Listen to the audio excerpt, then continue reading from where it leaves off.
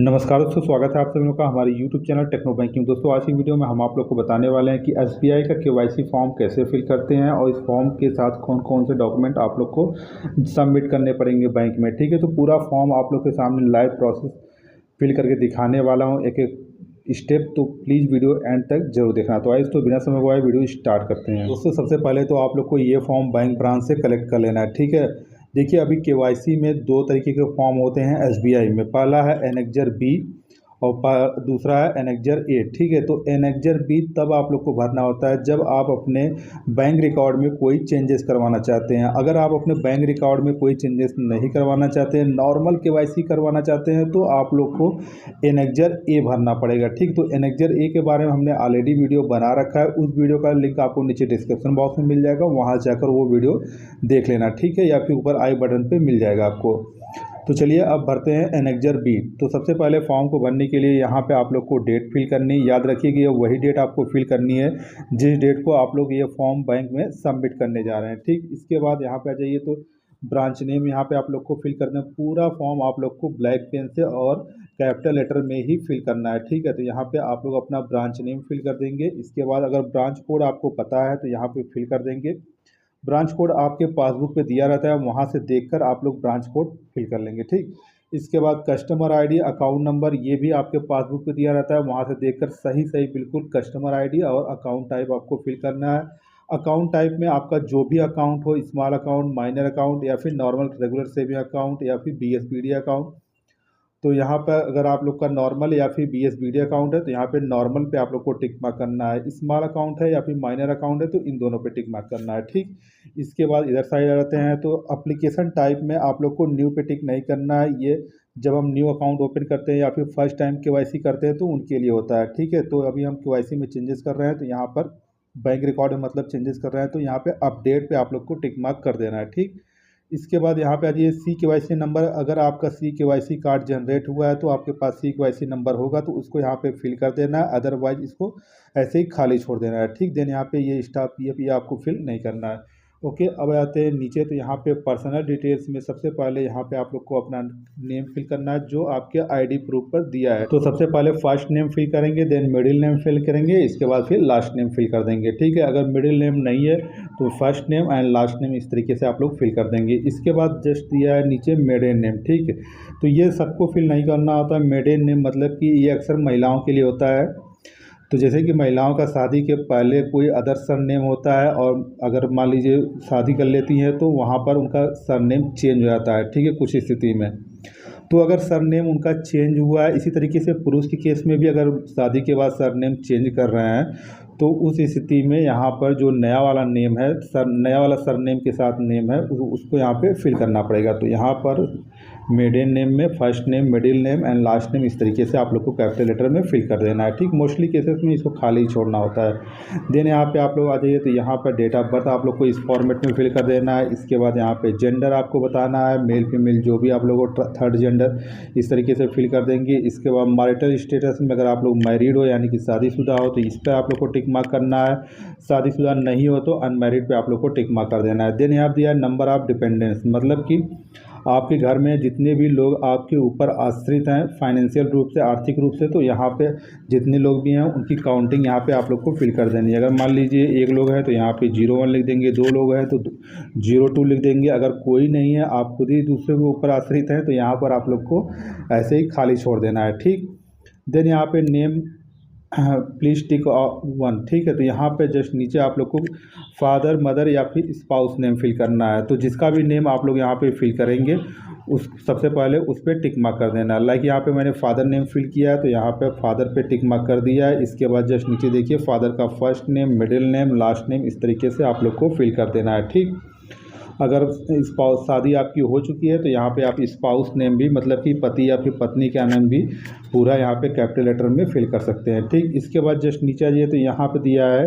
Name of guardian. ठीक, name of guardian and relationship with guardian. तो ये यहाँ देखिए साफ साफ मेंशन किया गया है इन केस ऑफ माइनर, मतलब कि अगर आपका अकाउंट माइनर अकाउंट है, 18 साल से कम आपके हैं तो ही इसको आप लोग को फिल करना है। अदरवाइज अगर आपकी एज 18 साल के ऊपर हो चुकी है तो name of guardian and relationship with guardian ये वाला बॉक्स आप लोग को खाली छोड़ देना है। ठीक, देन यहाँ पे दिया है नेशनलिटी, तो नेशनलिटी में आप लोग को इंडियन पे टिक मार्क कर देना है। इसके बाद कंट्री नेम में इंडिया फिल करना है और सिटीजनशिप में इंडियन, इस तरीके से आप लोग को फिल कर देना है। ठीक, इसके बाद यहाँ पे आप लोगों से ऑक्यूपेशन टाइप पूछ रहा है, मतलब कि आप क्या वर्क करते हो। ठीक है, तो आप लोग जो भी वर्क करते हो यहाँ पे आप लोग फिर टिक मार्क कर देंगे उसके सामने। अगर आप लोग जॉब करते हो तो स्टेट गवर्नमेंट में करते हो, सेंट्रल गवर्नमेंट में करते हो, पब्लिक सेक्टर, डिफेंस या फिर प्राइवेट सेक्टर में करते हो, यहाँ पे आप लोग को टिक मार्क करके अपनी एम्प्लॉई आईडी यहाँ पे फिल कर देना है। ठीक, इसके साथ ही अगर आप लोग इसके साथ ही यहाँ पे जस्ट नीचे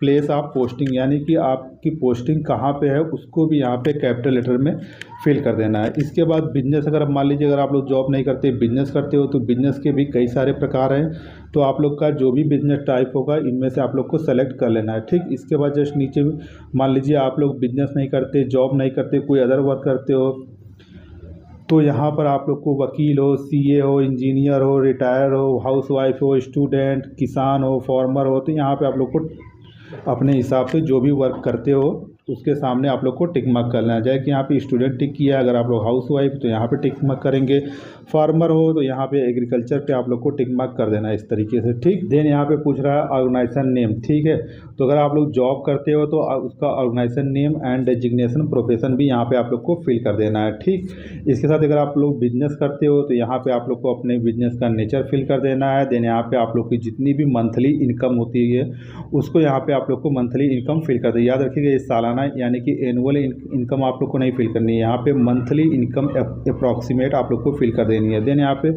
आपकी जो नेटवर्थ होगी उसको भी लगभग आंकड़ा यानी कि अप्रॉक्स वैल्यू यहाँ पे आप लोग को फिल कर देना है। मान लीजिए अगर आपकी कोई इनकम नहीं होती तो इसको आप लोग को खाली छोड़ देना है, monthly income and net worth and source of fund. ठीक है, ये तीनों आप लोग को खाली छोड़ देना अगर आपकी इनकम नहीं होती, बट अगर आपकी इनकम होती तो इस तरीके से आप लोग फिल करेंगे। देन आप दिया नीचे सोर्स ऑफ फंड, तो अगर आप लोग जॉब करते हो तो जाहिर सी बात है आपकी सैलरी आती है, सैलरी पर टिक करेंगे। बिजनेस करते हो तो बिजनेस इनकम होगी तो यहाँ पर आप लोग को टिक मार्क करना है। अगर खेती किसानी करते हो तो यहाँ पे एग्रीकल्चर पर टिक मार्क करना है। इसी तरीके से आप लोग को अपना सोर्स ऑफ फंड यहाँ पे बताना होगा। इसके बाद जस्ट नीचे दिया गया है रिलीजन, तो आप लोग का जो भी रिलीजन होगा, हिंदू, मुस्लिम, क्रिश्चियन, सिख या फिर अदर, तो उसके सामने टिक मार्क कर लेंगे। अगर अदर इनमें से कोई नहीं है तो यहाँ पे आप लोग को मेंशन करना पड़ेगा आपका कौन सा रिलीजन यानी कि धर्म है। ठीक, इसके बाद कैटेगरी में जनरल, ओबीसी, एससी, एसटी जो भी आप लोग का कैटेगरी होगा उसके सामने आप लोग टिक मार्क कर लेंगे। पर्सन विद डिसेबिलिटी मतलब कि शारीरिक विकलांगता। ठीक है, तो अगर आप लोग शारीरिक रूप से फिजिकली मतलब विकलांग हो, मतलब फिजिकली हैंडीकैप हो, तो यहाँ पे आप लोग को यस पे टिक मार्क करना है। अगर नहीं हो तो यहाँ पे आप लोग को नो पे टिक मार्क कर देना है। ठीक, अगर आप लोग फिजिकली हैंडीकैप हो तो यहाँ पे आप लोग यस करोगे ना, तो इसके जस्ट सामने आप देखोगे दो ऑप्शन और दिए गए हैं। आपको बताना पड़ेगा कि आपका कौन सा शरीर का कौन सा अंग विकलांग है। तो यहाँ पे पहला ऑप्शन दिया गया है विजुअली इम्पेयर्ड, मतलब कि अगर आपको अपने एक आँख या फिर दोनों आँखों से देखने में कोई दिक्कत है तो यहाँ पे आप लोग को पहला ऑप्शन पे टिक मार्क करना है। अगर आँखों को छोड़कर शरीर के किसी भी अदर पार्ट में कोई प्रॉब्लम है तो यहाँ पे सेकेंड ऑप्शन पे आप लोग को टिक मार्क कर देना है। ठीक, इसके बाद जस्ट नीचे आते हैं एजुकेशनल क्वालिफिकेशन, तो आप लोग जहाँ तक भी पढ़े हो उसके सामने आप लोग को टिक मार्क कर देना है। 9th class, 10th class, graduation, post graduation जो भी आप लोग का होगा उसके सामने आप लोग टिक मार्क कर देंगे। ठीक, इसके बाद जस्ट नीचे आते हैं तो यहाँ दिया है प्लीज टिक एप्लीकेबल बॉक्स, तो यहाँ पे सभी लोगों को नन पे टिक मार्क कर देना है। ठीक, देन यहाँ दिया है country of tax resident in India only, तो यहाँ पे सभी लोगों को यस पे टिक मार्क करना है। ठीक है, मैंने गलती से नो पे टिक मार्क कर दिया था तो इसे अभी कट किया है। तो यहाँ पे देखिए अगर कोई आप फॉर्म में कोई एंट्री गलत फिल कर देते हो तो इस तरीके से आप लोग कट पिट नहीं करना है, वाइटनर यूज कर लेना है या फिर नया फॉर्म यूज कर लेना है। ठीक है, तो यहाँ पे सभी लोग यस पे टिक मार्क करेंगे। इसके बाद यहाँ पर पैन कार्ड नंबर आप लोग को अपना फिल कर देना है। देन नीचे अब सबसे पहले आप लोग को अपना मोबाइल नंबर फिल करना है। अगर इंडिया का कंट्री कोड होता है +91 तो यहाँ पे सबसे पहले इसको फिल करेंगे, देन यहाँ पे मोबाइल नंबर फिल कर देंगे। याद रखिएगा ये वही मोबाइल नंबर होगा जो रजिस्टर्ड होगा। ठीक है, आपके बैंक अकाउंट से। अगर आप लोग मान लीजिए चेंज करना चाहते हो तो नया वाला यहाँ पे आप लोग को फिल करना पड़ेगा। ठीक, इसके बाद फिर यहाँ दिया है ईमेल आईडी, तो यहाँ पर आप लोग को अपना ईमेल आईडी फिल कर देना है। तो इस तरीके से आप लोग फॉर्म का फर्स्ट पेज सही फिल कर लेंगे। अब चलते हैं सेकेंड पेज पर। देन सेकेंड पेज पर आप लोग को सबसे पहले आइडेंटिटी एंड एड्रेस प्रूफ के लिए ID प्रूफ देना पड़ेगा। तो आइडेंटिटी एंड एड्रेस दोनों के लिए सबसे बेस्ट ID प्रूफ है आपका आधार कार्ड। ठीक है, तो यहाँ पर आधार कार्ड सबके पास होता भी है, तो यहाँ पे आधार कार्ड पे आप लोग को टिक मार्क कर देना है। ठीक, ये डी ऑप्शन है, proof of possessor of Aadhaar card. ठीक है, इसके बाद इस पर आप लोग को टिक मार्क करना है। जस्ट नीचे आ जाइए तो यहाँ पर पूछ रहा है whether submitted documents is equivalent e document. तो यहाँ पर मान लीजिए अगर आप लोगों ने जो आधार कार्ड या फिर पैन कार्ड आप लोग इसके साथ जमा करोगे फॉर्म के साथ, वो आपने आधार कार्ड या फिर पैन कार्ड जो फिजिकल फॉर्म आपके घर पे रखा हुआ है उससे अगर आप लोग प्रिंट आउट करके फ़ोटोकॉपी करके जमा कर रहे हो तो यहाँ पर आप लोग को नो पे टिक मार्क कर देना है। ठीक, मोस्टली लोग यही करते हैं। ठीक, अगर मान लीजिए आप लोगों ने UIDAI के ऑफिशियल वेबसाइट से ई आधार डाउनलोड किया है तो यहाँ पर यस पे टिक मार्क करना है, या फिर अगर आप लोग डिजी लॉकर से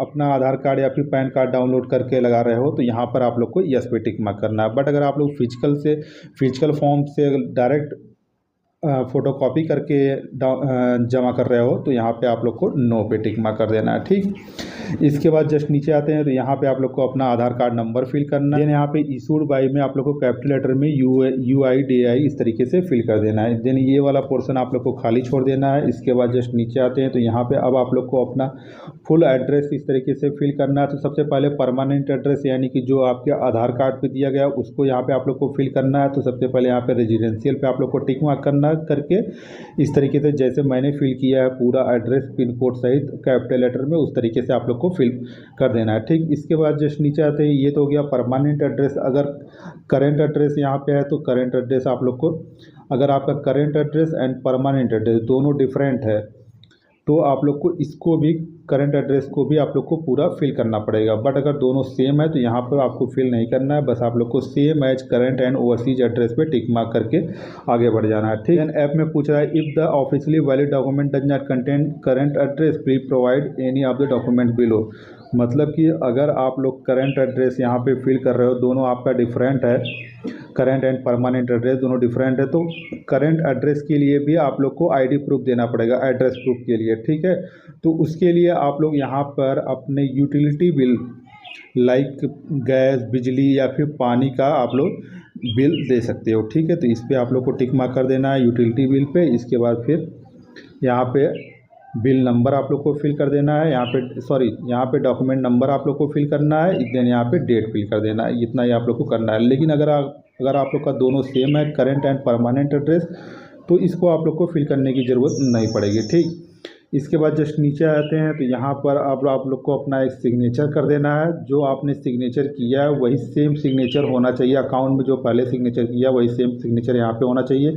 इसके बाद रिसेंट की पासपोर्ट साइज़ की एक फ़ोटोग्राफ यहाँ पे लगा देना है। देन यहाँ पे प्लेस फिल करना है और यहाँ पे डेट फिल कर देनी है। ठीक, बस इतना ही आप लोग को फॉर्म में फिल करना है। इस फॉर्म के साथ आप लोग अपना पैन कार्ड की फ़ोटोकॉपी और आधार कार्ड की फ़ोटोकॉपी और दोनों ही फ़ोटोकॉपी सेल्फ अटेस्टेड होना चाहिए, मतलब कि उस पर अपना सिग्नेचर जरूर कर दीजिए। इसके बाद फिर इस फॉर्म के साथ पैन आधार आधार की फ़ोटोकॉपी सबमिट कर देंगे। देन 24 से 48 घंटे के अंदर आपका KYC अपडेट कर दिया जाएगा। ठीक, तो फ्रेंड्स आज की वीडियो में बस इतना था। अगर आप लोगों को वीडियो पसंद आया तो प्लीज़ वीडियो को लाइक करके अपने सभी फ्रेंड्स एंड फैमिली को शेयर जरूर कर देना। इसके साथ अगर आप लोग चैनल पर नए हो इसी तरह की बैंकिंग अपडेट के लिए प्लीज़ हमारे चैनल टेक्नो बैंकिंग को आप लोग जरूर सब्सक्राइब कर लीजिए, साथ ही बेल आइकन जरूर प्रेस कर लीजिए ताकि हमारे आने वाले नेक्स्ट वीडियो को नोटिफिकेशन आप लोग को मिलती रहे।